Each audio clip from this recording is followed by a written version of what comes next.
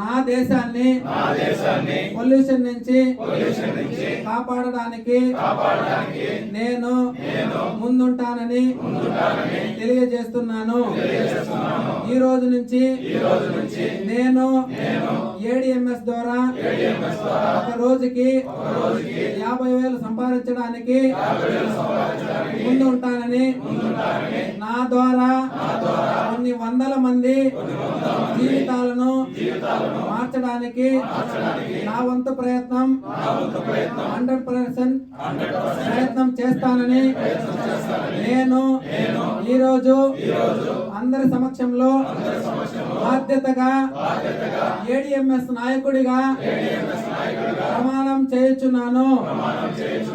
ఈ రోజు నుంచి